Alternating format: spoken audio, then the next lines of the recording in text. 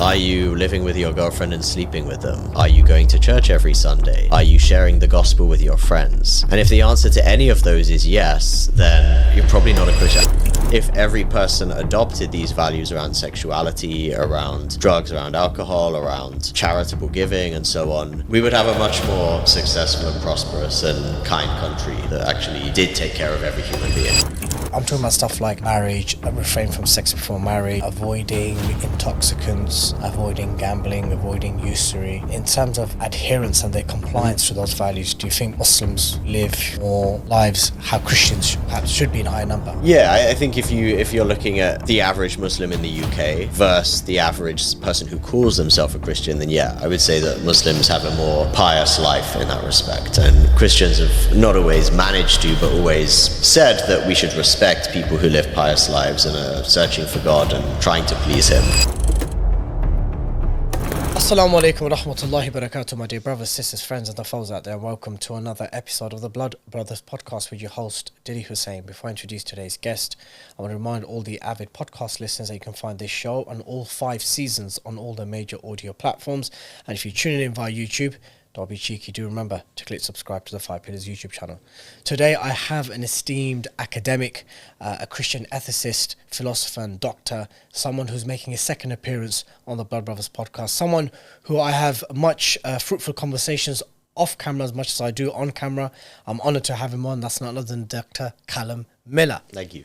And I would like to just say a few words about your bio, because I think our viewers and listeners, those who are seeing you on the first time, would most certainly find it of interest. Dr. Calum Miller graduated from the University of Oxford Medical School in 2015, currently works as a medical doctor in the UK. As a researcher at the University of Oxford, he published over 30 academic papers in medicine, law, philosophy and ethics. He also holds a master's degree with distinction in biblical studies. His actual bio is far more vast than that, with many of his achievements. But I'm honoured to have you back on, Calum. Thank you. How's things, bro? Good, yeah. Very busy, but all good stuff. And how's married life treating you? It's good, yeah. I highly recommend to everyone. I think your audience probably knows this more than most Brits, but yeah. Marriage is great. People should just get into it and enjoy it. I mean, I would have said, if you'd adopted polygyny, I would have said, would you do it again? But then I'll reserve that for us. Travels, you've been travelling much? Yeah, I was in the US quite a lot. So, yeah, interesting times there, as you can imagine. Big shifts among the people, among the politicians. A lot to discuss there. But yeah, where in the States nice were to you? be home. Mostly DC, so where everything's really happening. And then I was in the West Coast in Texas, but DC mostly. So today's conversations is going to be a lot about Christianity in Britain. Given at the time of filming, it's a trending discussion, especially in light of Nick Timothy's comments 2 weeks ago, where he described a public iftar prayer in Trafalgar Square as an act of Islamist domination, or something along those lines. And there's a whole, the conversation around, is Britain a Christian country? It kind of periodically always comes up.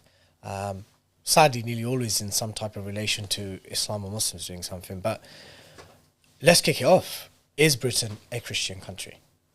Yeah, it's a good point. I mean, you're right that it's mostly come up in the context of Islam, and that kind of gives you the answer. That, like, if it is an authentically Christian country, then we're a Christian country regardless of what the opposing perspective is.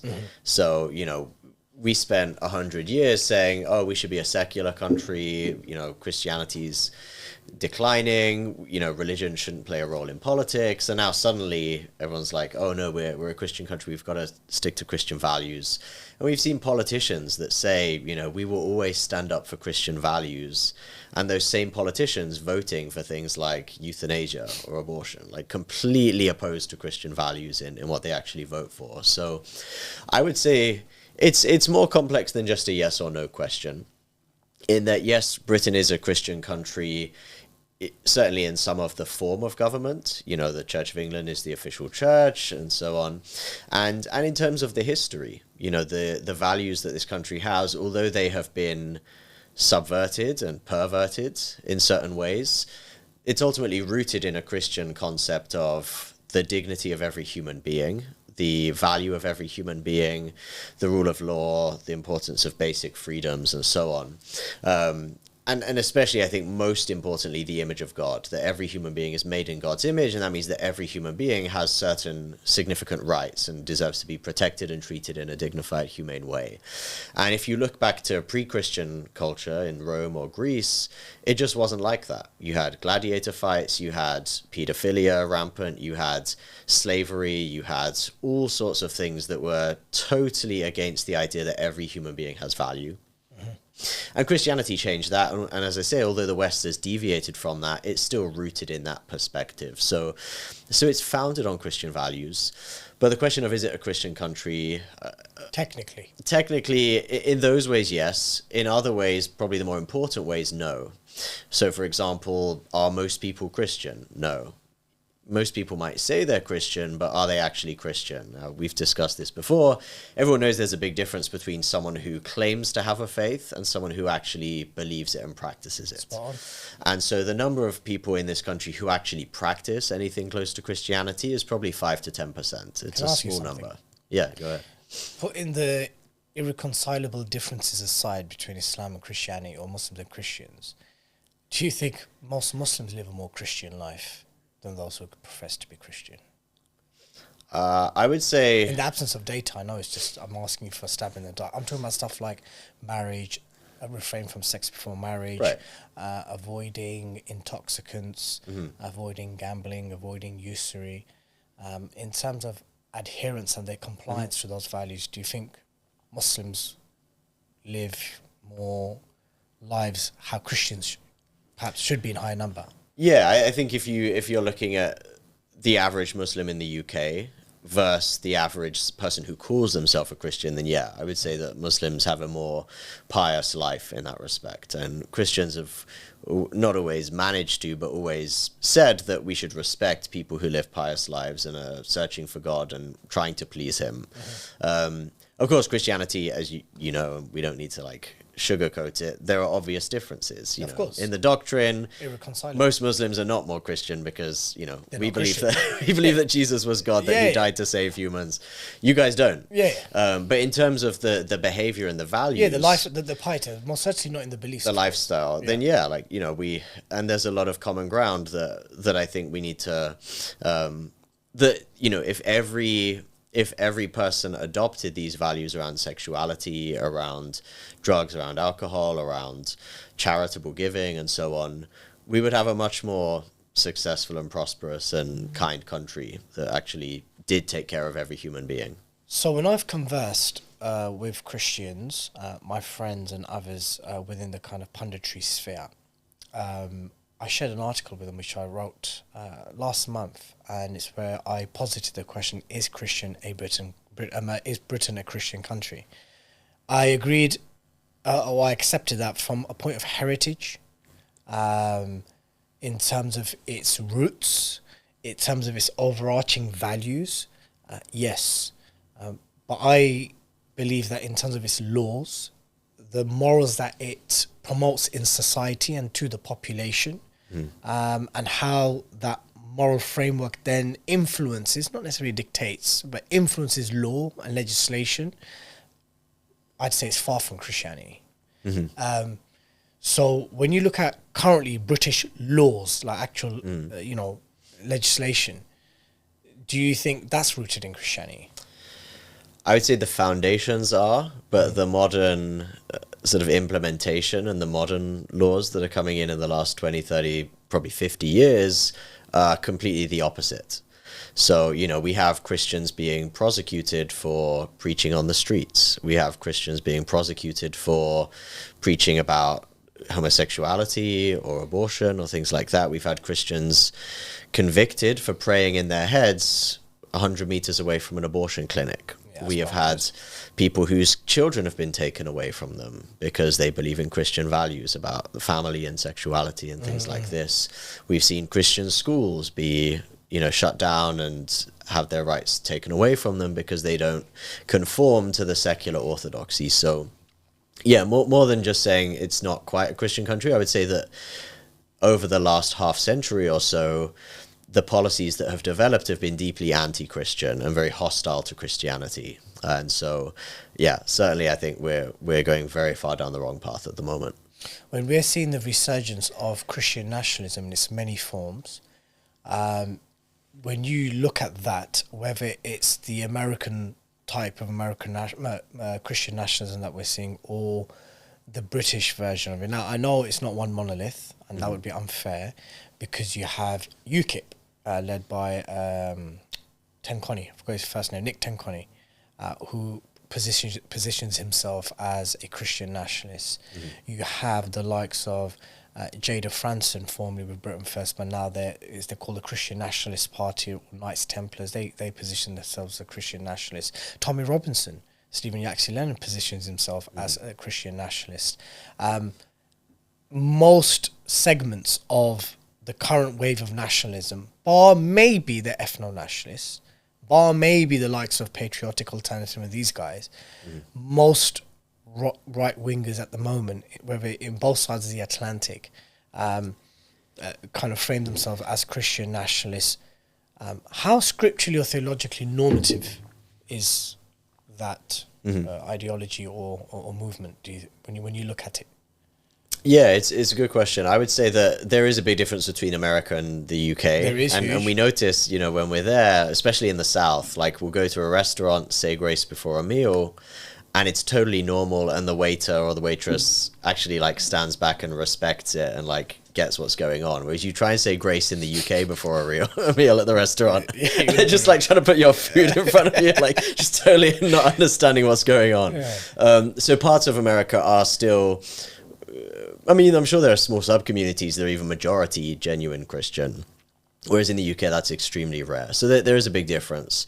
In America, I think there is more authentic Christianity. Yes, So I would say that, firstly, what is Christian nationalism? It's defined in so many different ways. I think it's, in a way, an unhelpful term. I'm sure people who advocate it define it for themselves. But it can mean, I've heard anything from basically like fascism, you have to be Christian or else you're going to be kicked out of the country or whatever, to just the historical belief that America was founded on Christian values, which is just an obvious historical fact that you don't have to be Christian to recognize. So I think it's very difficult to have conversations on it without defining it. But in terms of, I think there's maybe two ways that I think we can talk about it. One, should a country be based on Christian values? And I think, again, when you look at the historical records, especially if the alternative is, the pagan Roman Empire or, frankly, the pagan Western Empire now, having a country built on Christian foundations is much, much preferable. It's going to be better for religious freedom. It's going to be better for human dignity. It's going to be better for the family. It's going to be better for prosperity. It's going to be better in so many different dimensions if a country is built on Christian foundations. On the other hand, what Christianity teaches ultimately from the Bible and from the church is that Christianity is not fundamentally about building any kind of empire. In fact, Jesus explicitly said, "My kingdom is not of this world." And Christianity has always taught that Christians should be in the world and not of the world, and that their power comes from something else. You're an Anglican Protestant, right? Church of England. I go to an Anglican church, but it's, yeah. So how would you describe? I'm a Sunni. So how would you describe? Yeah, I'm a Protestant. I'm an evangelical. Okay. And evangelicals probably get an especially bad reputation because of the political manifestations of that in certain places. You're talking about Christian Zionism. Partly that, but also other things. Evangelicalism in the US has been very closely tied with many political agendas that don't really reflect evangelicalism broadly. So evangelical doesn't mean, I'm a Republican. Being an evangelical is just about those things, about putting God first. It's the most important thing in your life. You share it with others because it's good news, and you believe these things about the Bible and what Jesus came to do. So that's where, what I mean. What you previously described, just before that, about Christian nationalism and stewardship, and the way power or authority is seen or perceived within Christianity, do you think Roman Catholics and Eastern Orthodox would share those same views or sentiments towards faith and power or faith and politics? I think so, yeah. I mean, and, as I said, Tolkien, who wrote The Lord of the Rings, was a Catholic. And especially I've seen a huge divergence between American evangelicals who, for example, you know, are very, very pro-Israel, pro-Zionism, etc. And I've met maybe one Catholic in America who is Zionist or pro-Israel. There's a huge divergence within Christianity on the political manifestations, but I think that all Christians, whether they're Orthodox, you know, Syriac or Iraqi or Coptic, whether they're Catholic or whether they're Protestant, all Christians are aware of the dangers of power. And sure, you know, we have had Christian countries in the sense that, you know, when Christianity first got political power, when the Emperor Constantine converted, before there was any division within Christianity, Christians implemented Christian policies, and Constantine did a whole load of things. He banned abortion, he banned infanticide, he constructed orphanages. He did all of these things to show what Christian morality looked like at a government level.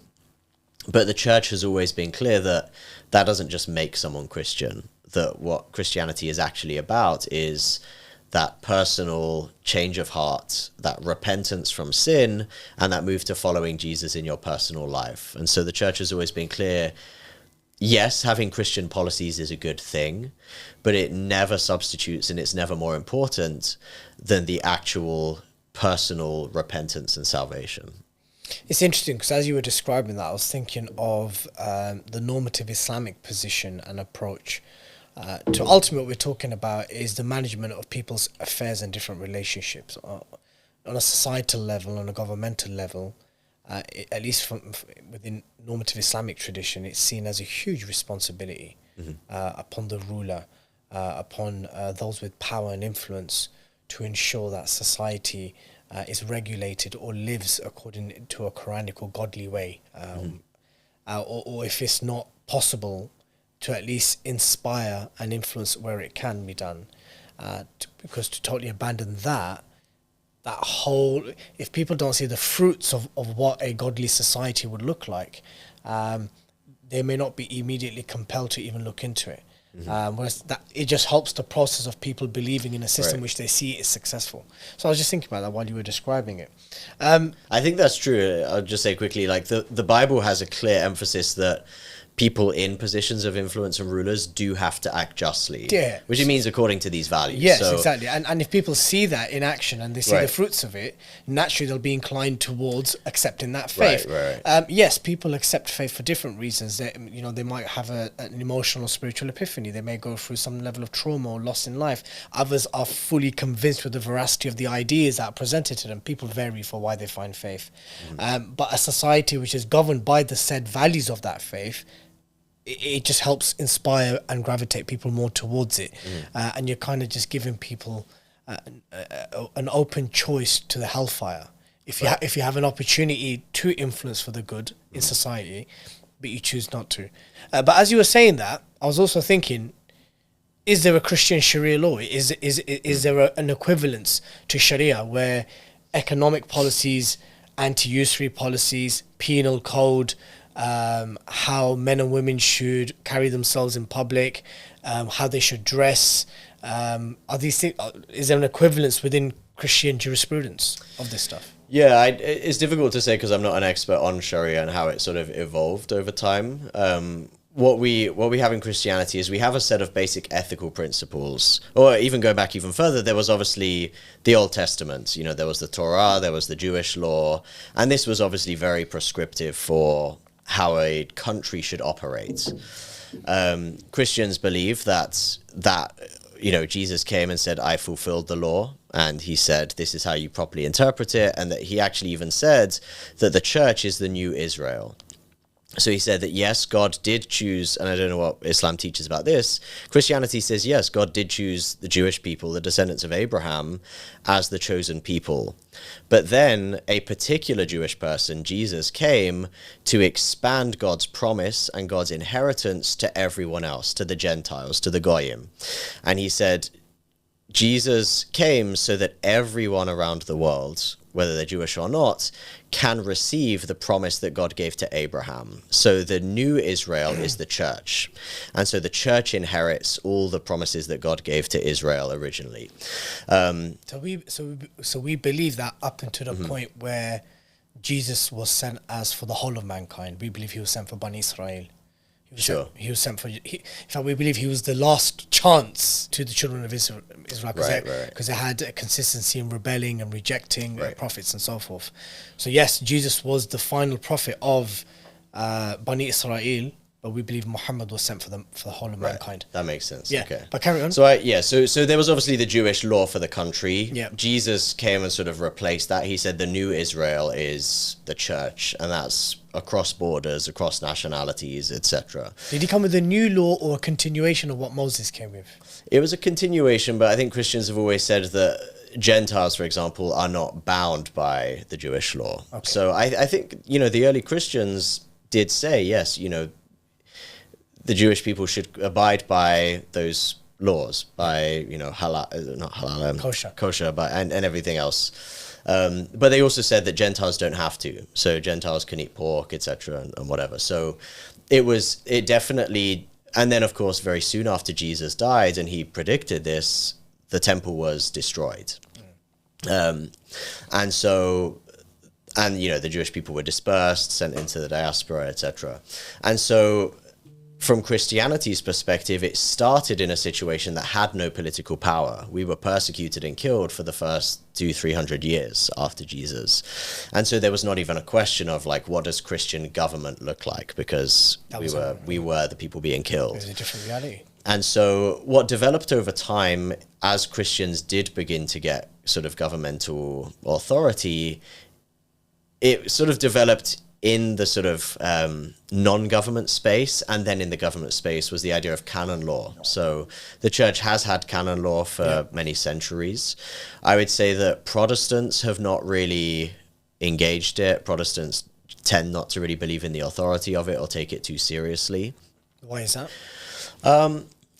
Protestants tend not to place much emphasis on church history. Is it because they protested against that? Kind of. I mean, it's so inevitably over church history there will be things that develop that are a continuation and an elaboration of what Jesus taught, and then there will be mistakes along the way at the same time. And so Protestants have tended to emphasize the mistakes and the fact that we need to focus on what does God's word say, what did Jesus say, what do the Holy Scriptures say, rather than putting too much weight on how that developed over time. So kind of it would be the equivalent of a Muslim saying, I'm going to focus only on what the Quran says, not what the Hadith say, and not what sort of later Islamic jurisprudence and commentary said. So I would say that there is canon law, which many Christians over centuries have extended to, economic policy and all these other things. And even within the Bible, there are clear teachings on economics. It says that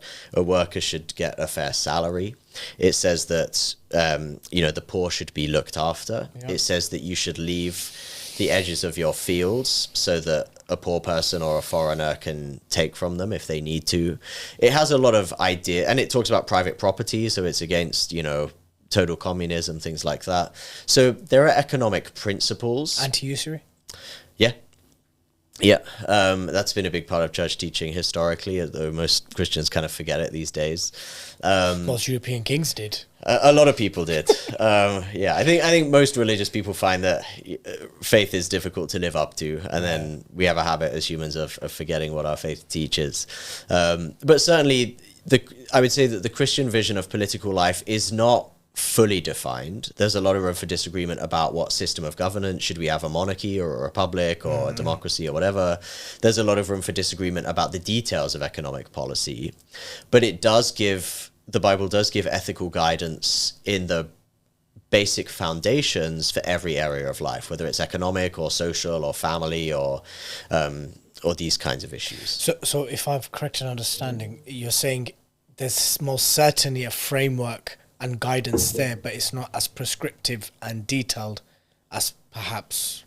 That's my understanding. As I say, I don't know too much about Sharia, and canon law would be more detailed, but it wouldn't be universally accepted by Christians. So. I mean, Sharia is a comprehensive system. It answers all of mankind's affairs. It has developed and evolved throughout the centuries, dealing with different realities that people have faced. There is the source text, which is the Quran, the Sunnah, the consensus of Prophet Muhammad's companions, and then, of course, the scholastic works on those said scriptures.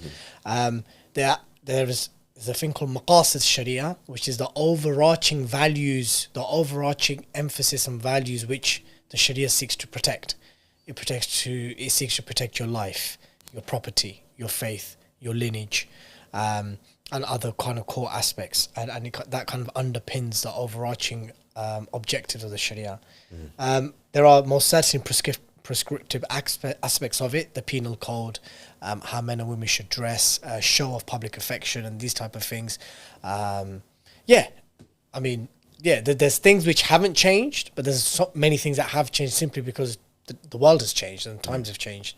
But there is a corpus of it which hasn't changed, which kind of remains there irrespective of what time and era it is. For example, let's say the punishment for a thief, if he meets the threshold, the punishment is under an Islamic government would be amputation. Right? That doesn't change whether it's 700s or 1700s or 2026. But other things most certainly would and have changed. Right. What you've just described, if you now juxtapose that to the manifestation of Christian nationalism that we're seeing, how authentically Christian do you think these various versions of Christian nationalism that we're seeing? I mentioned a few names earlier, but the British strand of Christian nationalism that we're seeing, which is, I'm going to put it politely, at least very skeptical towards Islam and Muslims, ardently anti-immigration, and most certainly within its rank and file have people who I would confidently say have anything but Christian values. For example, on Twitter, even though I'm giving you an American example, there are British examples of it. There was that gentleman who identifies as a Christian nationalist who said an Indian came to them in their church and he refused to give them, and you commented saying, that's wrong. Do you remember which video I'm talking about? I don't think so. It was a video I shared on X. I definitely remember you commented under it. It was a Christian nationalist in America, and he basically said he refused to give something in his church because the lady was Indian. Oh, I do remember that. Yeah. So those type of attitudes cannot surely be Christian. I think it was something even like he refused to take communion That's because it. That's was what it was. India. That's it. Something like that. No, that's what it was. That's what it was. Totally. Yeah. Yeah. So that type of attitude isn't uncommon within some ranks, and I don't mean to like stereotype or like generalize, but we can see it. We can see it in the rhetoric. We can see it in the policy making and so forth. How authentically Christian do you think some of these strands of Christian nationalism is? Yeah, I think I don't want to dismiss all of it because there will be some people who are much more thoughtful. I mean, some people will call me a Christian nationalist because I say... Do you describe yourself as a Christian nationalist? I think it's a kind of useless term because it means so many different things. Okay. So like for me, I would say I think a country should be based on Christian principles. Sure. And for many people, that would define me as a Christian nationalist. Okay. And I try, I don't always succeed because everyone makes mistakes, but I try and live a Christian life and live according to Christian values. So I would like to think, even if my version of Christian nationalism is imperfect, it's still authentic, it's still sincere. I would say that a lot of it, is really very little to do with Christianity. And that's not just because it sometimes contradicts Christian principles. I mean, Christian principles say, yes, we should welcome. I mean, if you look in the Old Testament, it says you should be hospitable and kind to the foreigner. You should make sure that they're given things to eat. There's a lot to do with hospitality for the foreigner, and our patriarchs of our faith, many of them were Abraham grew up in Ur in Babylon, moved up to Haran in Turkey, moved down to Canaan, now Israel, Palestine. I guess he was in Hebron, wasn't he? So in the West Bank area. And so there's always been a significant part of Christian heritage that has been about people moving to other places. And Christianity is built on evangelism, the idea that you go around the world sharing this good news about Jesus Christ. So many of the prophets did it. And exactly. And so Christianity has depended on movement around the world. And sometimes that's been very free movement and people have been very receptive. Sometimes it's led to people being martyred because they're killed for their faith in countries that are less receptive. Christianity at the same time doesn't necessarily mean open borders. People I think on the left have a sort of opposite mistake of twisting those biblical passages about hospitality and kindness to foreigners, basically by saying like, well, then we shouldn't have borders and everyone should be allowed in and treated, in this way. And that can lead to an unsustainable society. No country can survive if it literally does not have a border. And so I think both sides can make mistakes in that area. But I think the more important thing is not so much whether, well, it's a problem that some of these people championing these ideas, and I'm not naming names because I don't know what the people you mention specifically say, but for a lot of people, it's not even so much that their sort of political values might clash with Christian values. It's really just the question of, are you Christian? Are you living with your girlfriend and sleeping with them? Are you going to church every Sunday? Are you sharing the gospel with your friends? And if the answer to any of those is yes, then you're probably not a Christian. I don't want to make judgments in every case because you're so kind you are. Honestly, when I think of all the like Christians that were right-leaning guests I said it on a live appeal during Ramadan. Someone asked me, who is your favorite right-winger that you follow? So I goes, it's without a shadow of a doubt, Calum Miller, man. Thank you. You're so kind, bro. But it's so okay. So allow me to be a bit more judgy then, yeah, because there's a space within our tradition to be judgy because you judge from what is apparent. And if you see your brother doing something wrong or evil, you're supposed to change it with your hands. And if you cannot speak out against it, and the lowest form of faith is to hate it within. If you are a fornicator and you're doing it also not like within secrecy, like you're ashamed of it, like you're an open fornicator, you're an open drunkard, you're an open, a wrongdoer, right? It's a tad hypocritical to then subscribe to a movement which is about the resurgence of a way of life that completely contradicts that. Right. And I think that's one of my major gripes with those who have engaged with online and offline, is that whilst I appreciate that you're seeing an aesthetic loss or erosion of your values and the heritage of this country, how Christian are you actually on paper? In terms of marriage, family, values, abstinence, sacrifice, compromise, these type of things which are at the root of both our respective faiths, right? Right. I think that's the reason I'm a bit more cautious, I guess, is because Christianity, we have to be very careful about. Bro, we're all imperfect, bro. About being hypocrites, and Jesus had a lot to say about hypocrites, and I've definitely not been perfect in every area. I've chickened out of sharing my faith with people at certain times. All of us have made mistakes, and it's possible that someone genuinely has a faith, a Christian faith, and wants to follow Jesus, but struggling, is not very mature in that faith. Yeah.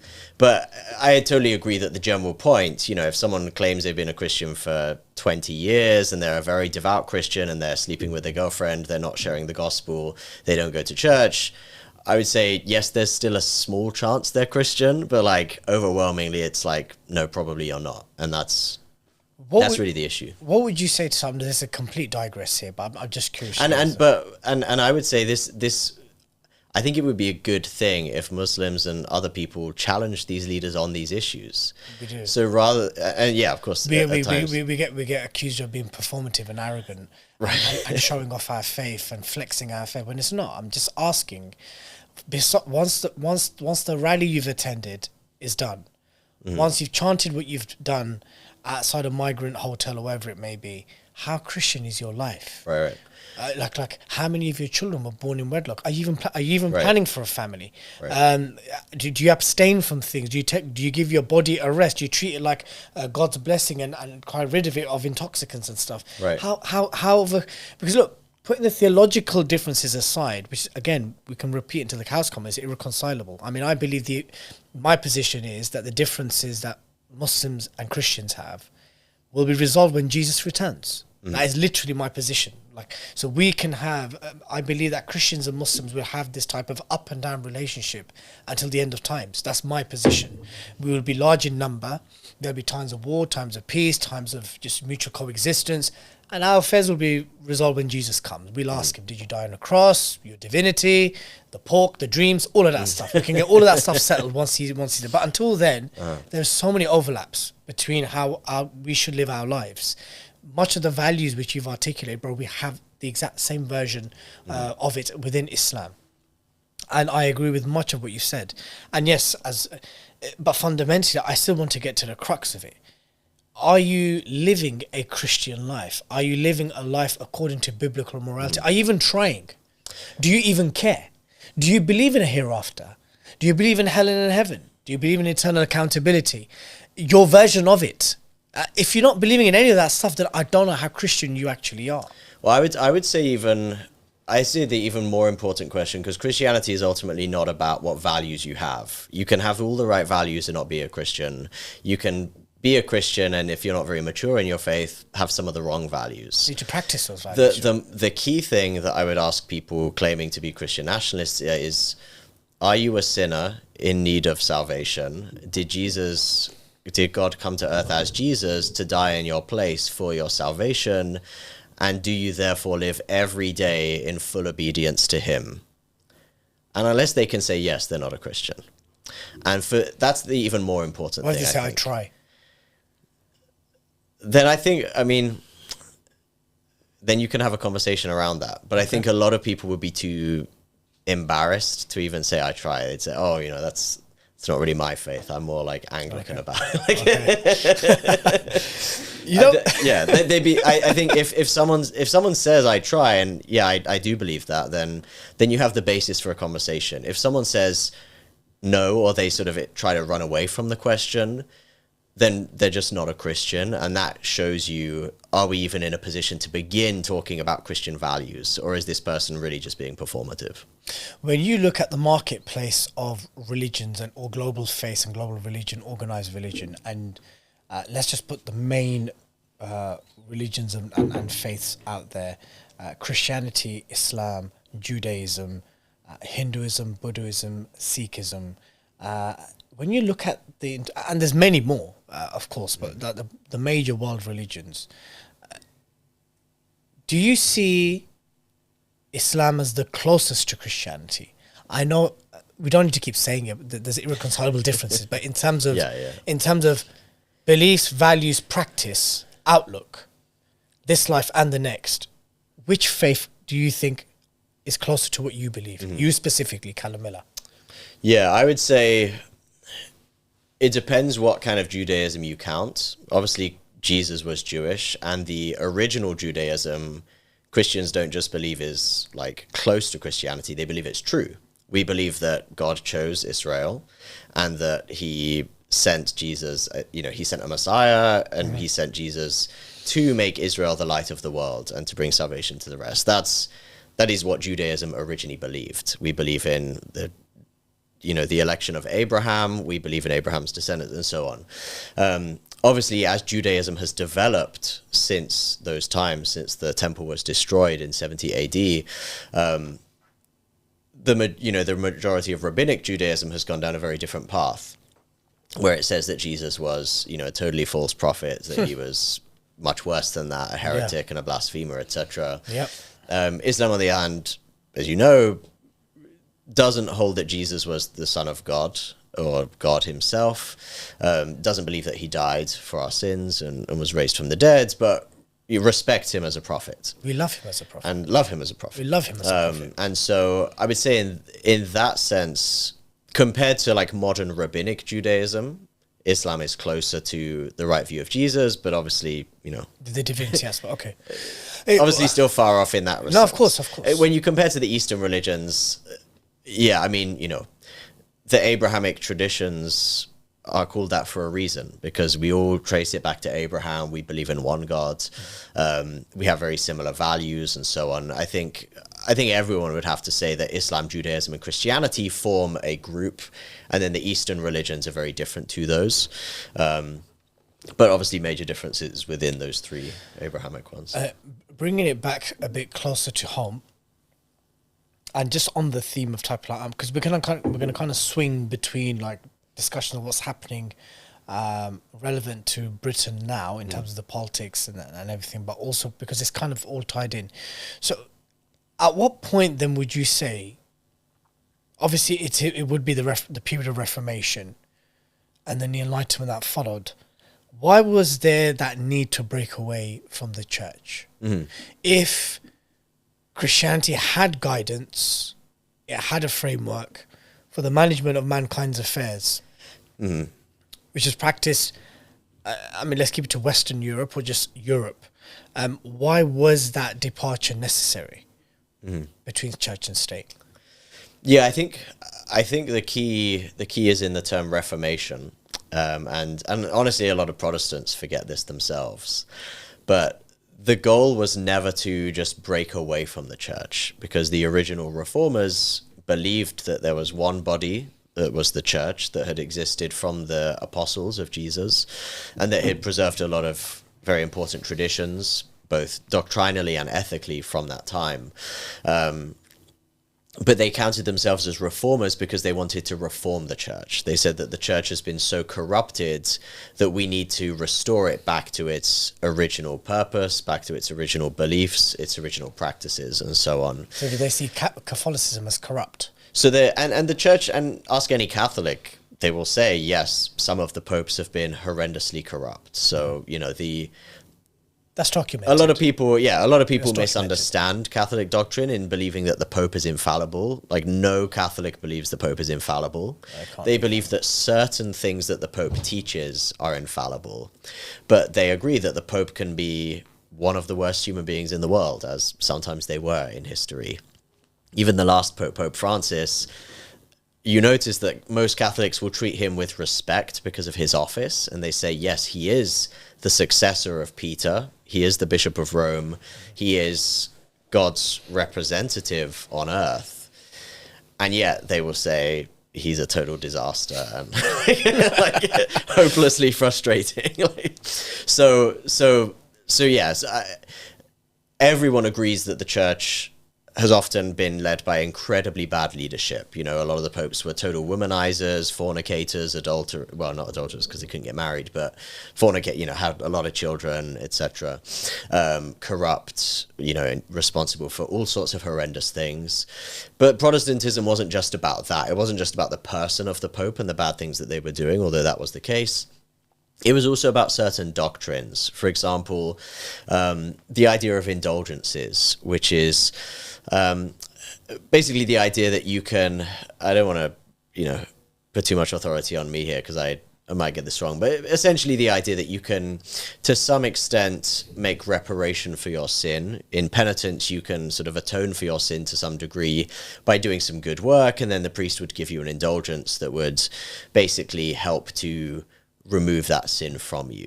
A lot of the practices around the church had basically got into this, what Protestants call a works-based mentality, where we're saved by our works and not by our faith.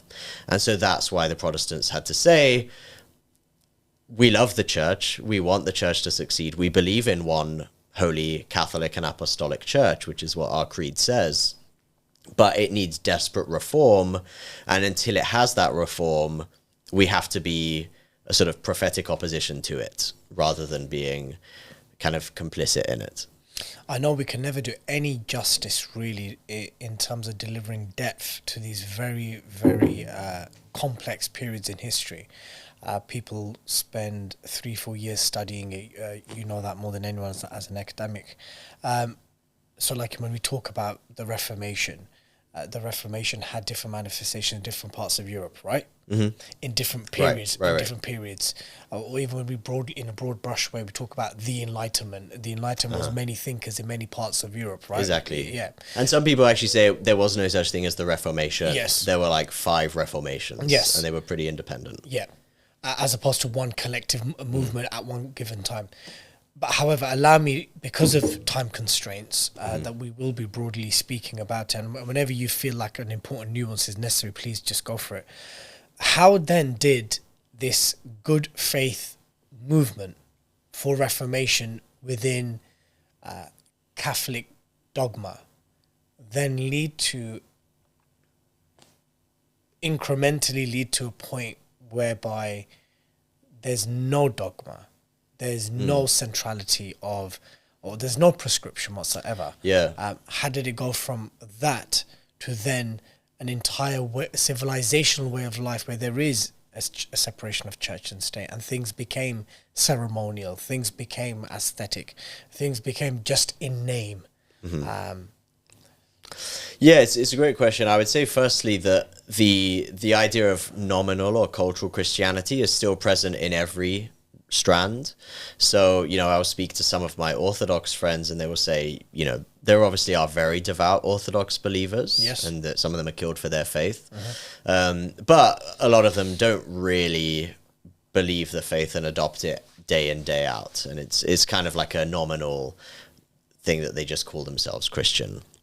It's a cultural identifier. And then certainly within Catholicism, you look at Ireland is probably 80-90% Catholic in the census, and yet very, very few people, probably less than 10%, actually believe and practice Catholicism. I mean, most of my Italian friends and my Greek Cypriot mates who happen to be Orthodox, they're like this. Exactly. Very strongly culturally Christian. Yeah. But again, in practice and in even belief, I would say maybe not so much. So that problem is there everywhere, and it's there in Islam. You have people like Sadiq Khan but Sadiq Khan is not mainstream.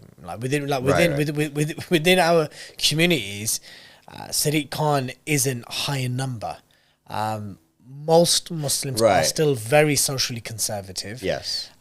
In belief and in practice. Right. That is why we're having these issues and these kind of periodic blow-ups of being accused of trying to Islamize the Britain and all that type of stuff, because of our social conservatism. It is so high that it's misinterpreted as an attempt to Islamize society, when all we're really trying to do is just be practicing Muslims. In terms of like the evolution into like this kind of no sort of authority structure within Protestantism, I think it's in a way it's a quite natural effect of Protestantism, because the idea at the start for at least some of the reformers was the only authority is the Bible. And they had this Latin phrase, sola scriptura, meaning the Bible alone. So it was the idea that, yes, of course, there were things in Christian tradition that were true, but it doesn't have anything like the authority that the Bible has. And therefore, if the Bible is the only authority, and because we wanted to encourage everyone individually reading the Bible, and the early Protestants made a big emphasis on the Bible being available in the contemporary language to everyone rather than just the priests and the scholars, that kind of led to this mentality where I think we're rolling back from it now, but for many years it was kind of like, who's the expert on this? We had people that we liked to listen to, but ultimately the expert was the Bible, and therefore the sort of sub-expert was the individual person reading the Bible, and you had to sort of interpret it for yourself. And so, whereas Catholics, for example, had always said, the Bible is the word of God, and it is the key authority, but the church is the sort of primary authority on how to interpret the Bible, then Catholics were able to build up this more elaborate kind of structure of commentary and interpretation and detail around the Bible that was then given the same or similar authority to it, because they said God has sort of given the church to interpret the Bible, and in particular has given the Pope to be the successor of the apostles. Whereas many Protestants would say there is no apostolic succession. Not every Protestant would say that. Anglicans believe in apostolic succession and so on, but many would say, there's no such thing as you coming from the being the descendant of Simon Peter, for example. And then they would say the Bible is the main authority, and everyone has a duty to try and interpret it and study it. And so some of it, I think, in that sense, came from a good intention. You see Protestants focus on every single Christian engaging with God's word in the scriptures. That's a good thing. But in the absence of any kind of authority structure, it can lead to people just picking and choosing. And so it comes with challenges in that respect. So, yeah. When you look back at that period, do you kind of wonder how it's shaped where we are now? Yeah, I think this can be overstated in the sense that, you can see how the Reformation led to a rejection of church authority, and therefore it opened up all sorts of different interpretations, and there were less regulations in terms of the societal authorities. to actually say, no, look, that's clearly wrong, and so on. And you see this reflected today that, I will find people who are very culturally Catholic. They don't really practice it at all. But even they will still kind of know that abortion is wrong because it's so deeply ingrained that this is what Catholicism teaches and this is what our society is based on. Whereas many nominal Anglicans or Protestants just don't believe in any kind of Christian foundations at all. So, and then when you look across Europe, the northern European countries that have been the most Protestant have gone worse, like Sweden and Finland and Norway, things like that. But at the same time, it's not as if Catholicism has escaped those difficulties because Italy, France, Belgium. I mean, Belgium's one of the worst countries for all this stuff in Europe as well. Yeah, they're experiencing the exact same. So I think people can simplify it and say, like, look, if we'd only stuck to the Catholic Church, everything would be okay. I think Protestants can equally say, look, if we actually stuck to the Bible, we'd be okay. And I think that's true. I mean, yes, Protestantism opened the door to some extent for people to have freer interpretations, but I don't think you can blame Protestantism for someone reading the Bible, seeing, a man having sex with a man is an abomination, and then choosing to interpret that as God loves gay marriage. I think, you can only blame Protestantism so much when the reality is Protestants equally believe in the authority of the Bible and these conservative values. It's just that some people who claim to be Protestants will somehow read the Bible and believe in the craziest progressive stuff just because they want to.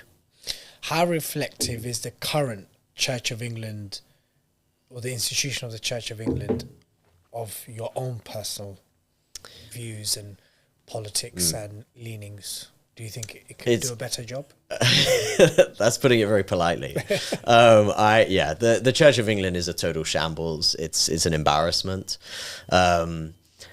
which is a shame because it's been there for centuries, and for centuries it has been responsible for sharing Christianity around England and propagating Christianity around England. And we have to, I think, respect all the people that have gone before us in doing so much good that the church did, especially if you're a Christian, you believe that.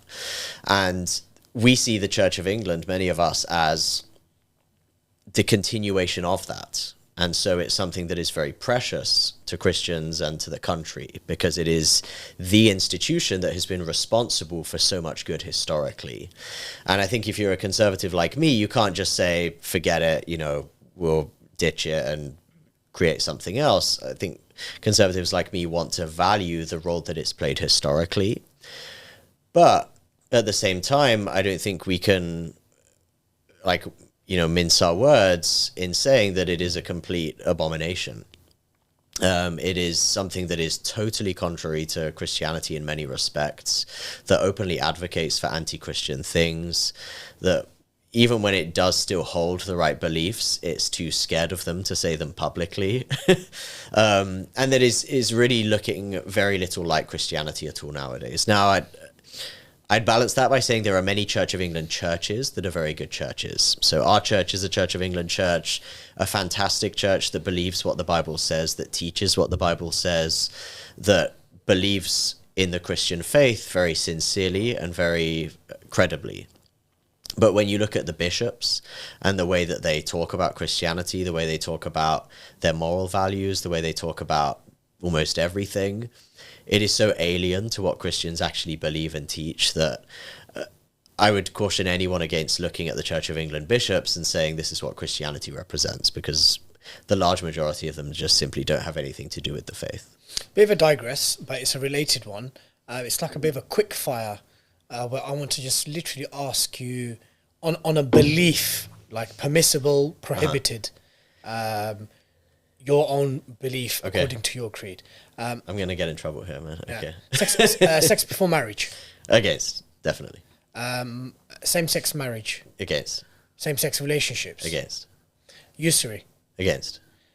Is the modern manifestation of interest, do you see that as usury? I think so. I don't know enough about economics to know for sure, but I would lean towards that. But I don't know for sure. Can a female be a head of state? Ooh. I would say yes, but it's usually not a good idea. Can she be a judge in the highest court of the land? Yeah, I think so. Can she be, what was the next one I was going to ask? Judge, head of state. Oh God, I forgot. I'll come back to that one. She can't be a bishop or an That's it. That's what I was going to say. Yes, No. can she be a Definitely not. Okay, fine. Gambling? I probably should say no, but I don't know for certain, but Christians typically have leaned against it. Drunkenness. Against. Okay. Cool. Interesting. And I guess I have some caution over gambling. Like, I think... Polygyny. Against. Okay.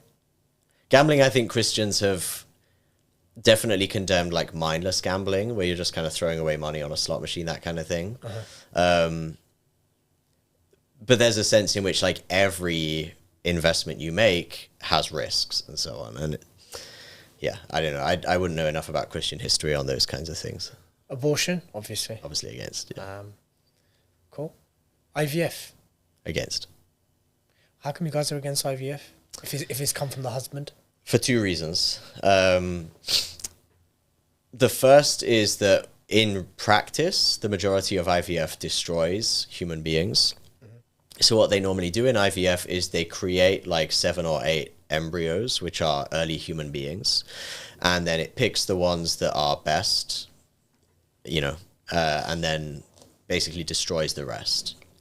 You can freeze the rest. You can freeze the rest. So, but in general, those frozen embryos will typically end up being destroyed. So if you actually believe that the embryo is a human being, as we believe, then the average IVF practice involves creating a load of children, picking the best one and saying to the rest of your own children, we don't want to help raise you at the moment, freezing your children indefinitely, and then probably just letting them die. And if you think of this as a child, as a human being, even though it doesn't look like one necessarily at the very early stages, we obviously believe in the value of life, the protection of life. We believe that mothers and fathers should raise their children, not just freeze them for many years and then let them die. Now, I'd nuance that by saying it is possible to do IVF without destroying any embryos. So in some places, they actually have limits to the number of embryos you can create. So they say, you can create 2 embryos at a time and you have to implant them both. And that would get around the major issues that Christians have with IVF. And so some of my Christian friends have done that. They've said, we're going to create 2 embryos. We're going to implant them both as soon as we can. And we'll have, even if that means that one of them dies during pregnancy, we've at least tried to give them life. So for that kind, a lot of Christians would say it's okay. Catholics and many others would still say it's not okay, because they say that basically sex has kind of 2 main purposes. Yeah. It unifies the couple, the married couple, and it's for procreation, and you have to have those 2 together. And when you separate those things, when you say we can do sex only for one of those purposes, then you cause problems in society. So, contraception and family planning? Against. Can husband and wife have intimacy for pleasure and pleasure alone? No. So you believe it should be just for... Many Protestants would say yes, but I believe and Christians historically have said no. Okay. So the only time you can have intimacy with your wife is when you're seeking or planning to have a child?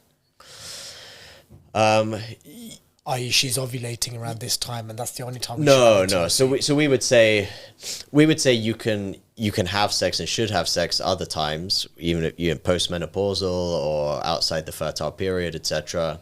But you should never intentionally obstruct the fertility element of it. Okay.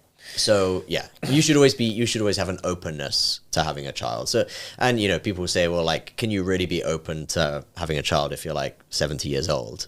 It's like, not in the same way, but still yes, in the sense that, like, Abraham had a kid when he was very old. Yeah, he did. And you're not doing anything to stop that. And I think it's really about what you're intending and whether you're trying to block.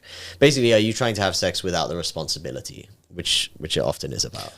Okay. So, like, you can have intimacy with your wife X amount of times, and then you have to take responsibility when she falls pregnant, and because ultimately that's the biggest goal, yeah? Is that more accurate? I don't know if the responsibility is the biggest goal, but that's for me the easiest way to articulate it, is to say that, if you want the sort of benefits of sex, the sexual pleasure, etc., but you're not open to the potential responsibility of having a child, that's an indicator for me of why contraception is a problem. Even with your wife? Even with your wife, yeah. Even though you may have had 2, 3, 4 kids already? Yeah. Okay. Yeah. Which what does Islam say? I feel like some Islamic scholars are against contraception totally, or... No, as far as my understanding, your wife is your worldly blessing from Allah and in the hereafter, and you should have intimacy with her at your will and at your mutual pleasure, but ultimately the procreation instinct element is the main thing, but also to increase love between one another. So Christians say it is for that purpose as well, but we can never do it solely for that purpose while intentionally obstructing the procreation purpose. Yeah. I mean, the procreation, you can never take the procreation aspect out of it, kind of diffuse, but it's most certainly allowed just for the general love and increasing love and intimacy between Does every Islamic scholar say that contraception is okay? No, I mean, I think most scholars would say that if you're planning a family and you're looking at certain circumstances, then it's something that can be utilized. Contraception can be utilized for the preservation of the woman's health. If there's any dangers to her as a result of maybe diseases or something, I don't know.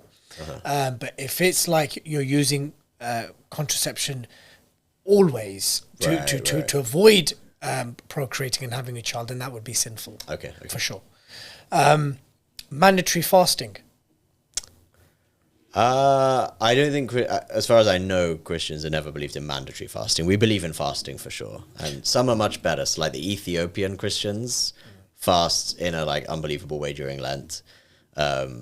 Most Christians are not as good at it, but we believe in it, but not mandatory. Mandatory charity giving. Again, not mandatory, but highly encouraged. Okay. And we traditionally had. The way that a lot of people think about it is tithing, where you give 10% of what you earn. Whereas what Christianity actually teaches is sacrificial giving.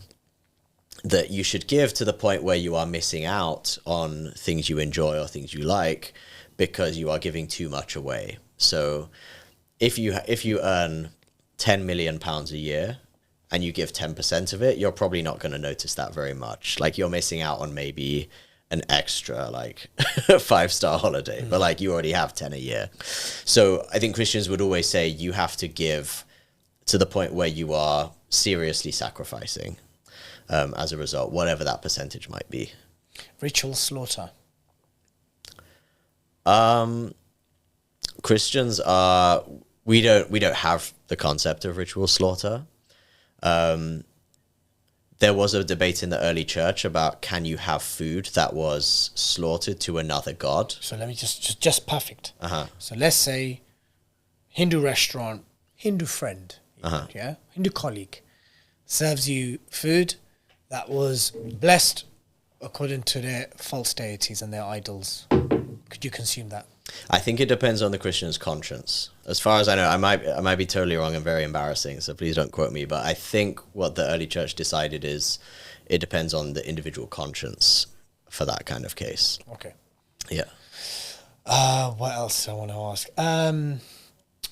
Mandatory covering of both men and women's body parts. Is there anything that you believe should be covered as a Christian?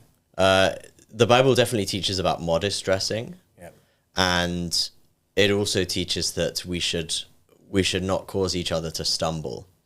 So the Bible doesn't just, there's this whole kind of narrative of, especially a feminist narrative, that it's the man's fault for lusting if he looks at someone's breast or something like that.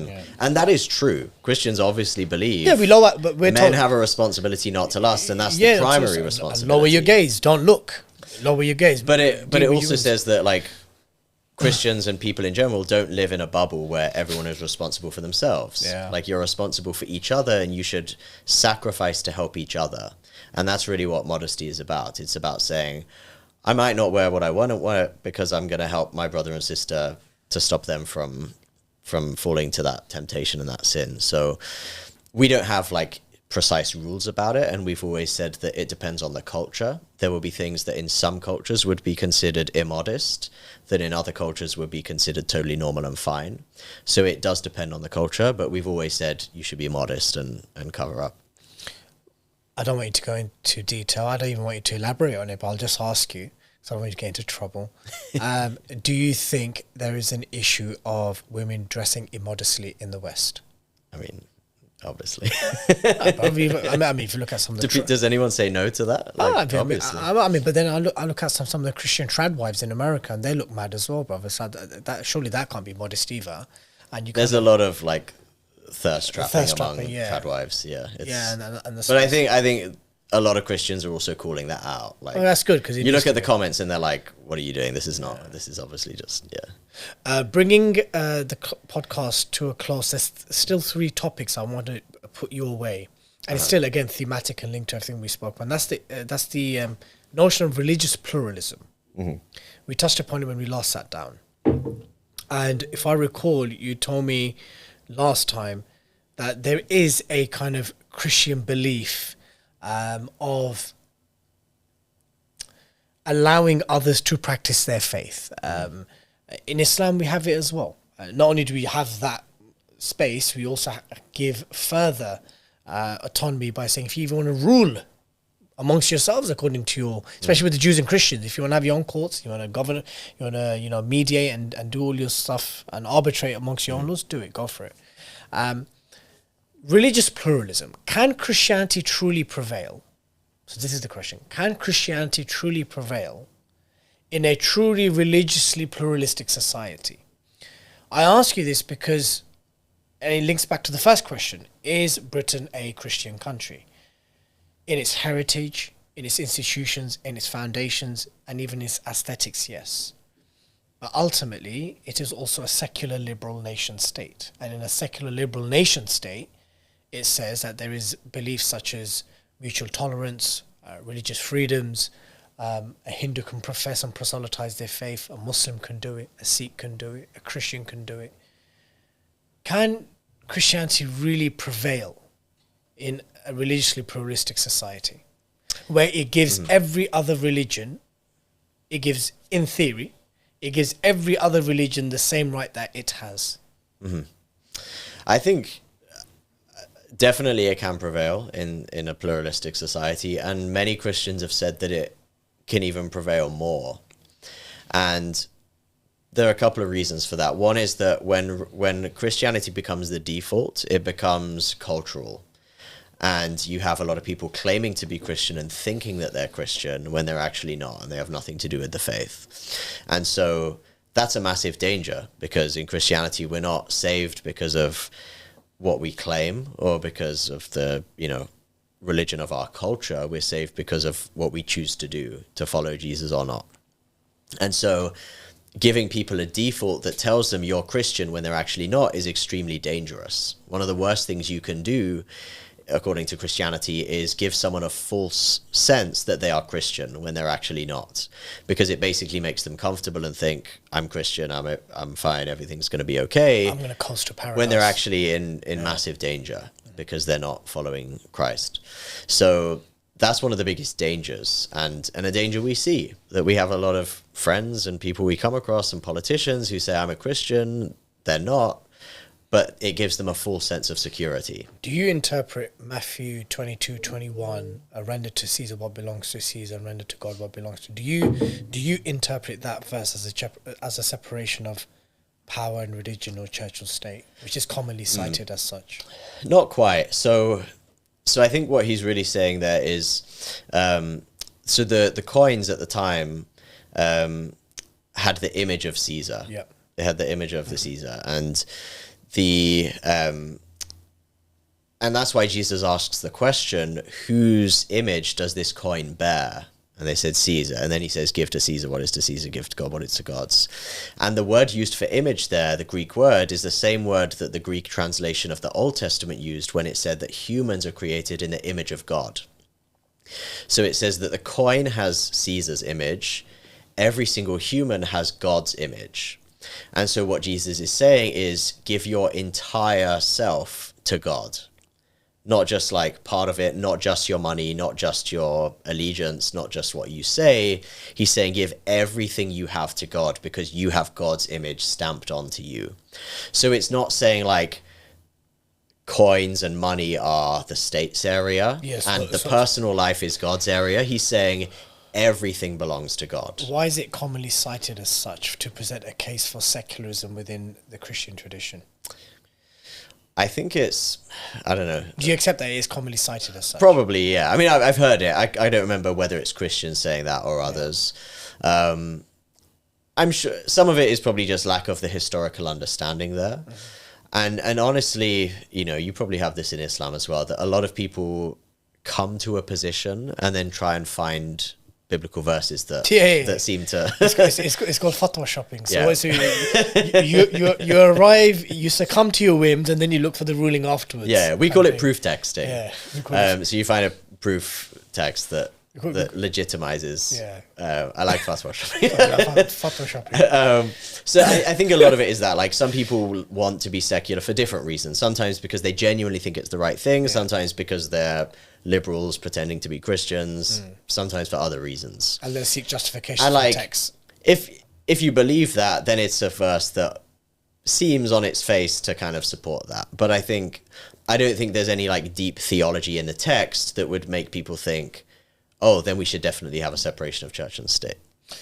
Nick Timothy describing Trafalgar Square iftar as an act of Islamist domination. Did you see it as such? I did, yeah. Oh, no, sorry, I thought you meant did I see it? Do you think that was an act of Islamic domination? No, I think, again, it comes back to this hypocrisy angle that, like,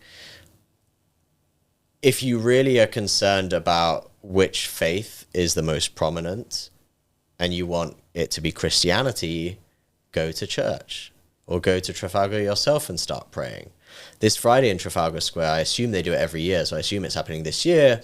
There's going to be a like full play of the crucifixion, of the whole of Holy Week. This is Holy Week for Christians. Good Friday is the day that Jesus died, was crucified. I went last year, incredible play in Trafalgar Square. I don't see that as an act of Christian domination. I see it as an act of Christian evangelism and Christian witness and testimony to what Christianity teaches. And if at the end of that, everyone wanted to start praying together, I wouldn't see it as an act of domination. I would say it's great that we have public prayer in a public place and that Christians are gathering in such a number to do it in a way that's visible. Do you believe other religions should be allowed that exact same freedom? Yeah, because I believe in freedom of religion and freedom of worship. Now, obviously, I can't say it's a great thing that Muslims are doing it because ultimately we disagree. Yeah, you wouldn't say it's a great thing if Christians are praying in public. I didn't say it's a great thing that you are praying in public. But should it be allowed? Yeah, for sure. And especially, so our politicians, you know, were basically, some of them weren't silent, but many of them were totally silent when we had some of my own friends going to an abortion clinic and standing 100 meters away from the abortion clinic and praying silently in their heads. They were praying in their heads because they wanted abortion to end, and they were praying for the lives of unborn children killed at abortion clinics. Some of my friends have been arrested for doing that. One of them has been convicted in order to pay a £9,000 fine for doing that. And yes, some politicians raised concerns, but not many. The majority of the politicians couldn't care less for someone praying silently in their head as a Christian, for one person doing that. And then, you know, now suddenly saying, well, we can't have, you know, Muslims praying in the streets. So for me, the much bigger issue is, are we going to allow freedom of Christians and Muslims and Jews and Sikhs and Hindus and Buddhists to pray silently in their head or pray publicly and loudly near abortion clinics? Are we going to allow Christians to teach their children what they believe about the world? Are we going to allow people of all faiths to adopt children, even if they have disagreeing views about marriage, to the liberal elites? Are we going to allow people of all faiths to have schools that represent their values and are not told to accommodate LGBT indoctrination? Are we going to allow people of all faiths to withdraw their children from schools that are indoctrinating them into LGBT ideology? Are we going to allow people of all faiths to say on Twitter, I disagree with transgenderism, I disagree with gay marriage, I disagree with abortion? There are so many much more problematic threats to our freedoms and to Christianity and to religious freedom and to a Christian culture. There are threats 100 times bigger right now that the politicians are pushing, and some of these, you know, right-wing politicians are supporting. Some of them also describe themselves as Christian nationalists. Some of them would. And there are way bigger threats than Muslims praying in the street or praying in Trafalgar Square. And an example of that, I probably talked about this last time, but the whole cousin marriage thing. So the MP who has been pushing for the ban on cousin marriage has been saying, you know, he said in Parliament, you know, this is a Christian country, we're against cousin marriage. And he even quoted the book of Leviticus in the Bible. And he said, look, the book of Leviticus and Catholic canon law prohibit cousin marriage, and this is part of our heritage and so on. Leviticus doesn't actually explicitly prohibit. Italians and Irish used to always marry their cousins. Yeah. So, well, that's another part of it. But forget about the Catholic Church did prohibit it in most cases. And he quoted Leviticus and so on. And if you read Leviticus, it says, a man shall not lie with a man, it is an abomination. This same MP who is saying, we have to look at what the Bible says in Leviticus, we have to look at what the Catholic Church teaches, and therefore we should be against cousin marriage. The day gay marriage was introduced in the UK, he was like, I'm celebrating, this is the most incredible witness. Just totally disingenuous and dishonest. And the fact that he just clearly does not believe what Christianity actually teaches. Gay marriage is far more challenging to Christian culture, is a far bigger abomination to the idea of marriage than cousin marriage is. And yet Christians and right-wing politicians are virtually silent about things like that.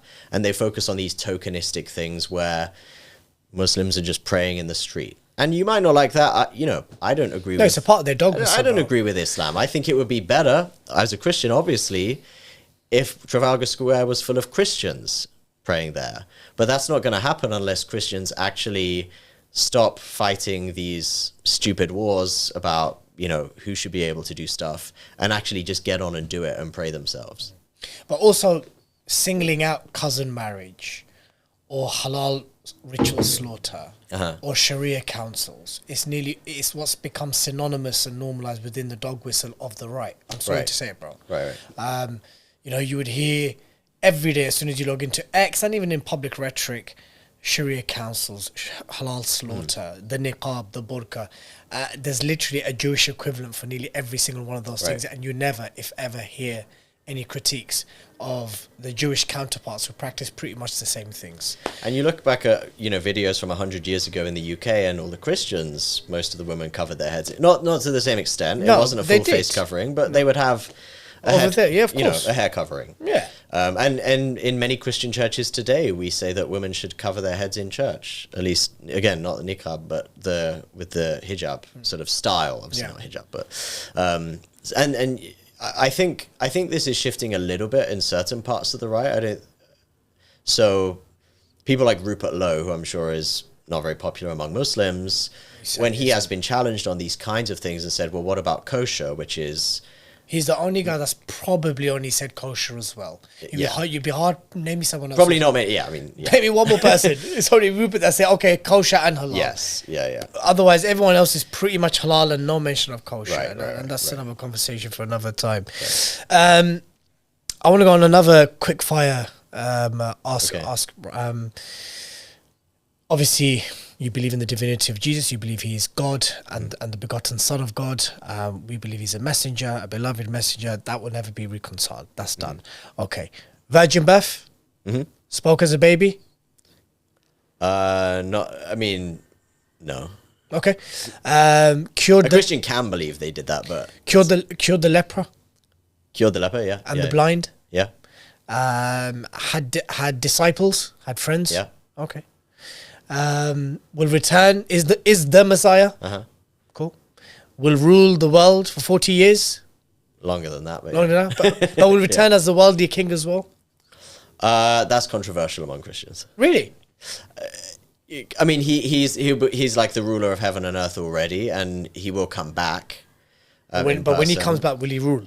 But I think Christians would say yes, but there's a very different views about like for how long is that, and like what does that look like, and what will the world look like at that point? Sure. Heaven and hell? A bit more complex, but yeah. We believe that that the whole world will be made new again, and that people will be resurrected, so they will come back to bodily life, and that heaven and earth will join together, and that will be the new creation. So is that a consensus? We don't believe heaven is like a place in the sky that we go off to. We believe that the whole of heaven and earth will be recreated, will be raised to that. Is that a consensus belief? Yeah, it should be. Yeah. Okay. Yeah. Is it for eternity? Yeah. Is there a domain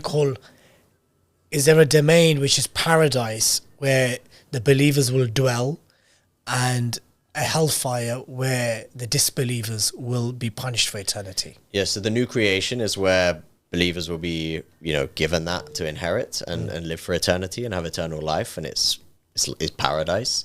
And then we believe in hell. Again, there are different views about what exactly that is or where it is or anything like that. But yes, there is punishment. There is a punishment, fire for people who torment, are not part of eternal life. Okay, cool. Yeah. Can a non-Christian enter paradise? This is where Christians disagree a lot. And ultimately, what Christians agree on is that you can only enter paradise and be given the new life through Jesus. So let me ask you. And be a follower of him. I reject Jesus as God. I reject him as the Son of God. I reject the Trinity. You know what the Muslim belief is. There's one God, and Prophet Muhammad is the final messenger, of which Jesus is a beloved messenger. We've just already articulated what we kind of agree and disagree on. Can I enter paradise according to your theology? So if I die on this belief, on my creed. So Christians differ, and they differ quite like forcefully and quite ferociously about the timing of things. Okay. So every Christian would say you will only enter paradise if you accept Jesus as not only the Messiah, not only as a prophet, but as the Son of God who died in your place. Let's say I'm not going to do that. And so Christians would say in that case, if you never ever did that, then you would not inherit eternal life. Cool. But where they disagree is about, does that acceptance need to be at like before death or not? So many Christians would very passionately believe you have to believe that before you die, and death is the last chance. So if you died as a Muslim, then you would have no chance of eternal life. Okay. Many Christians, including myself, would believe that that we don't know how God operates with these things. So there's every possibility, in my view, that God would say, here's the truth at death. I know you tried to follow this, or here's another opportunity, or will you change? And people could accept Jesus at that point. So Christians would disagree a lot on that kind of question. Do you believe in a judgment day, a one day where we will all be resurrected and held account? Yeah. Okay. Cool, man. Last question. And it's something we've spoken about on WhatsApp and we've kind of engaged, is the politics, specifically the Muslim voting trends. We spoke about Gorton and Denton. We spoke about your part and talk about in our little WhatsApp conversation when we're chin wagging away. The current Gorton and Denton victory to the Green Party, Hannah Spencer, was no doubt, the swing that gave her the win was the Muslim bloc vote. Yeah. It's Muslims seeking to punish Labour for their complicity in the Gaza genocide and to ensure Matt Goodwin and Reform certainly do not take Gorton and Denton. And when the Muslim community was presented with those three options, the Green Party and Hannah Spencer were most certainly the lesser evil in that regard. Because we know that the Green Party have policies which absolutely contradict core values and beliefs of the Muslims. Even just this weekend in Trafalgar Square, they were dancing on stage and doing type of stuff which, quite frankly, would never, ever align even with your most kind of liberalish Muslim. We just wouldn't do that type of stuff, right? And I asked you before we pressed record, do you think it's an unholy alliance? And your answer was? Yes. So elaborate a bit on that. On that. I think that a good cautionary tale here is, I don't know how many if you or any of your viewers saw the case from Finland earlier this week, or I guess it was last week, where there was a member of parliament in Finland who's a very devout Christian, and she is even in the government party. She's a former, I think, Home Secretary, very prominent politician in Finland, and she was just convicted by the Supreme Court of Finland for publishing a pamphlet 20 years ago that said that homosexuality is yes, I saw this story. is a developmental disorder and goes against God's design. Yeah, I saw that. Which is basically what Christians and Muslims believe, and many others, and what the majority of the world believes. At the time she published this 20 years ago, gay marriage was not legal in Finland, and they had parliamentary committees voting against it even after she published this. She was totally mainstream for Finland at the time. Then, maybe about 5 years ago, she tweeted and said, "Why is my church taking part in the Pride Parade in Finland? This is not what Christianity teaches." And she posted a Bible verse showing that this is against Christian teaching.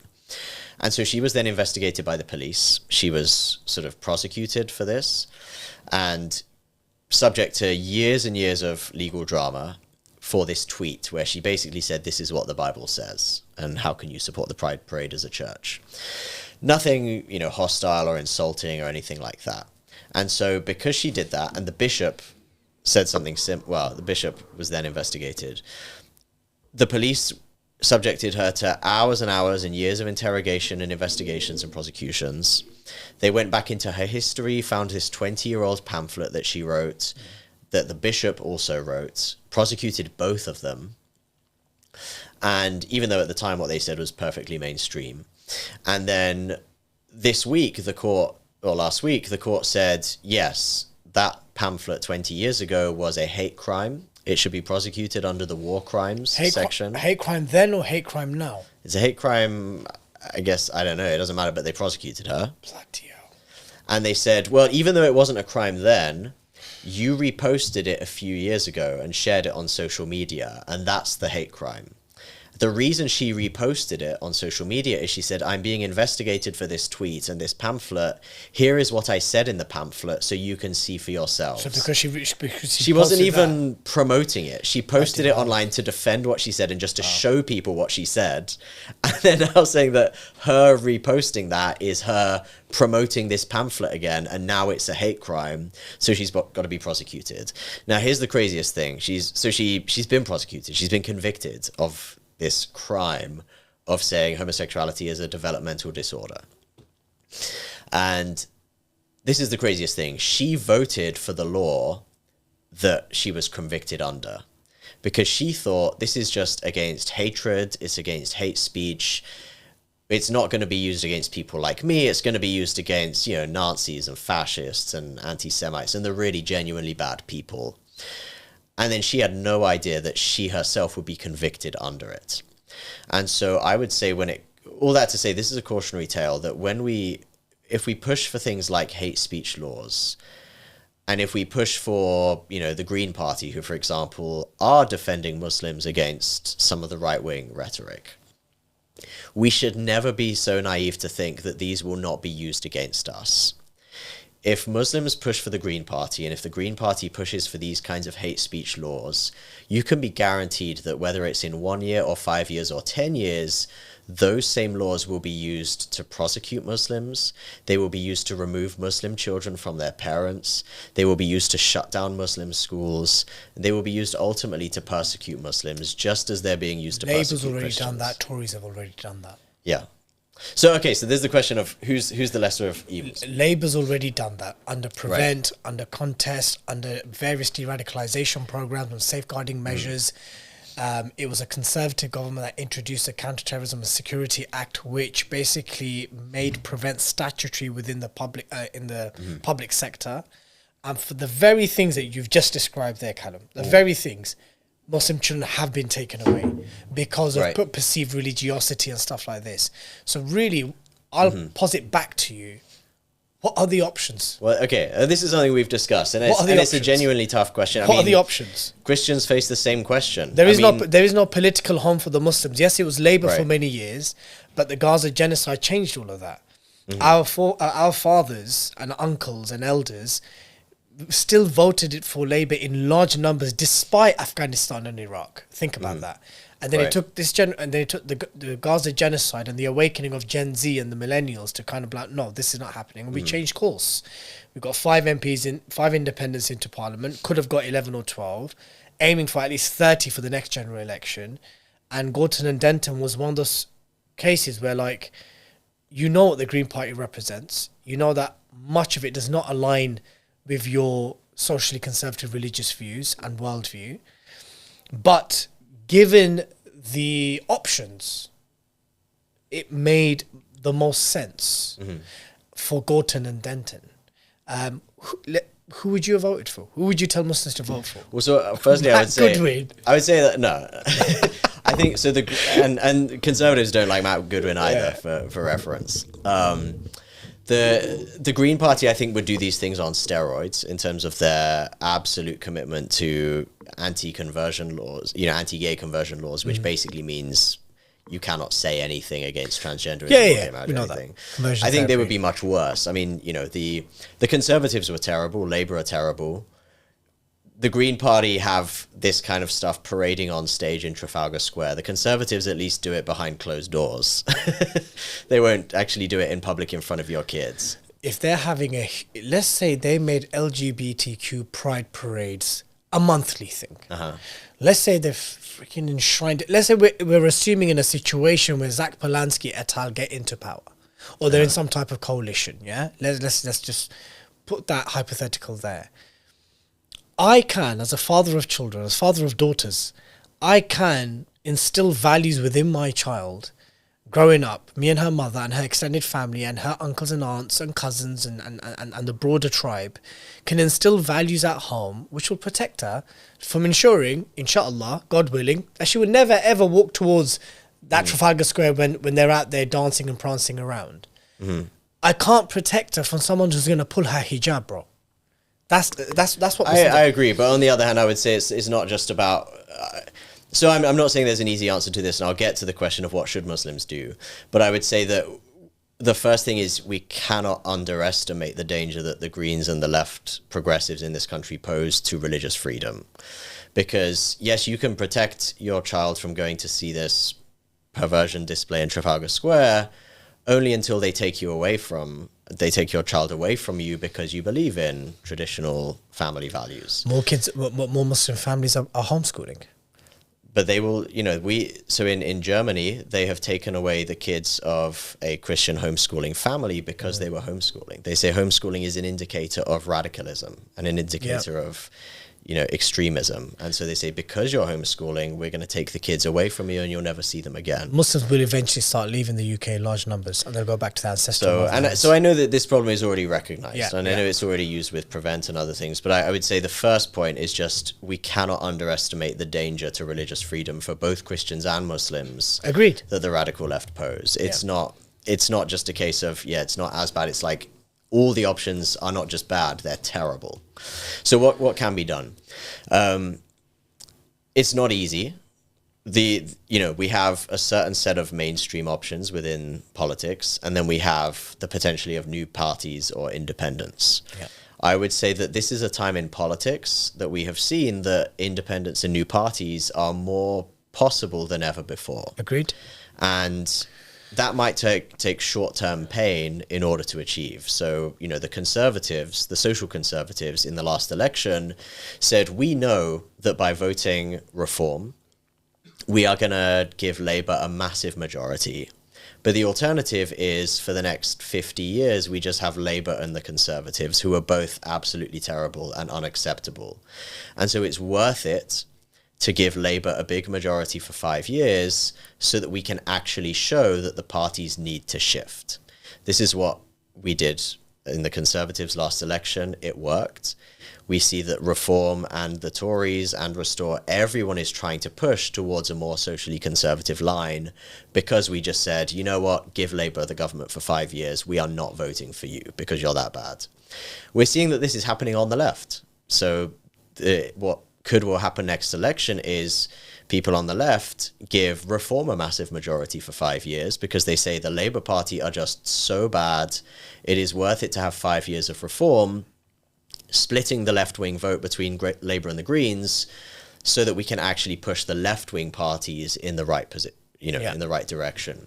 So I think that probably is the right strategy for people with socially conservative values, is to say, we're going to have some short-term pain, but we have to take a significant stance to push these parties in the right direction. But our social look, we agree.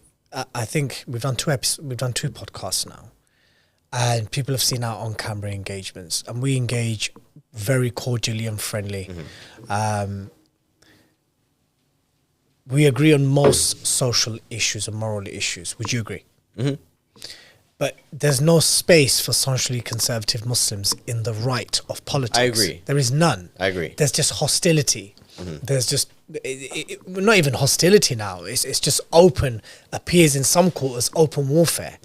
So we will always align and kind of gravitate towards either the left, whether it's the Green or Workers' Party. Actually, no, Workers' Party, no, not at all. But your party and Greens, yes, but more so an independent Muslim alliance type of thing. There just isn't a space for it in the right, Calum. No, that's what I'm saying, is form your own. It doesn't have to be left-wing. I mean, left-wing is just the default that Muslims have to be in the UK because the right-wing won't be inclusive of Muslims. But form your own either party, whether that's your party or something else, where people like Adnan Hussain have been very strong on social issues, have been very strong on other issues, and I don't know him that well, but I find he's a person of integrity from what I can tell. He's a good lad. So you can have people like, your party that you could try and boost, or at least if you're going to go with the Greens, do it with a strategy so that you don't just accept the Greens are always going to be bad on these social issues, but we've got to find a home here and do the best we can and be accommodated. Then we need to give them that. I would say if you're going to be going into the Greens, don't just carve out a space where nominal Muslims can be tolerated. Go into the Greens to find and create a space where genuine social conservative values can be promoted. So, I was watching an interview of Mothin Ali on the way here, and he's asked all these questions like, where do you stand on gay marriage and blah, blah, blah. He basically doesn't answer any of them because he knows that from the interview, I got the impression he's probably against gay marriage. He's probably doctrinally orthodox as a Muslim. He absolutely is. So, yeah. And yet he very clearly was not allowed to say that. He could go as far as saying, I have personal values and then I have my public values and, my perspectives on things come from my faith, but he would never dare to say what those views are. The vast majority of Muslims that voted in Gorton and Dent for Hannah Spencer would be anti-LGBTQ in their values and their worldview. So I think they'd be anti-homosexuality, they'll be anti-decriminalising all drugs, they'll be anti-decriminalising prostitution, they'll be anti a lot of the stuff we say stand for unequivocally. So I would say if you want to pick the Green Party, that's fine. And, there's only a certain list of parties in the UK. For many Christians, they've had to pick Reform even though we don't like Reform. And they've had to say, how can we pick a party or create a new one and change it for the better? And so what I would say is it's not about me saying like Muslims should never ever vote for the Greens. Like it might be that the Greens are the best way to have an influence for good, but you cannot go into it with this mentality of let's just go in and be tolerated. If a Muslim wants the Green Party to be genuinely tolerant, you have to be confident that you can go in, become a Green Member of Parliament and be able to openly say, I am against gay marriage and I would vote against gay marriage. Good luck, mate. But that's where you have to get. But this is the thing. I don't see that happening. But this is the thing. Most people in the country think that they don't have the power.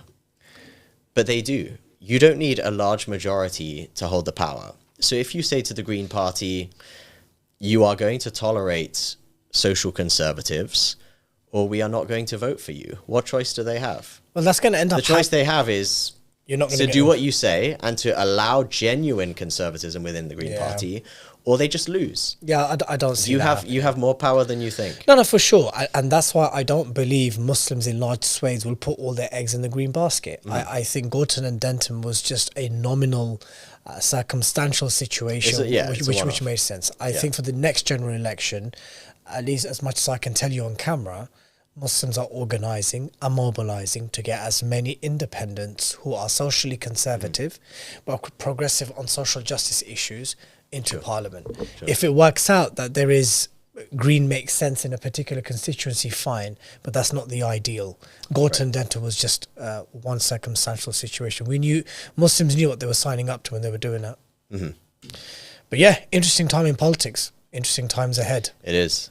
Probably, more change than we've ever seen in our lifetimes. So, Calum, it was an absolute pleasure having you on. Likewise, thank you. And I look forward to having you back on, hopefully much sooner than you were last time. But Sure. It's great to have you on, bro. Thank you. Brothers, sisters and friends, I hope you all thoroughly enjoyed this podcast as much as I did. Do remember you can find this episode on all 5 seasons, in all the major audio platforms. And until next time, Assalamu alaikum wa rahmatullahi wa barakatuh.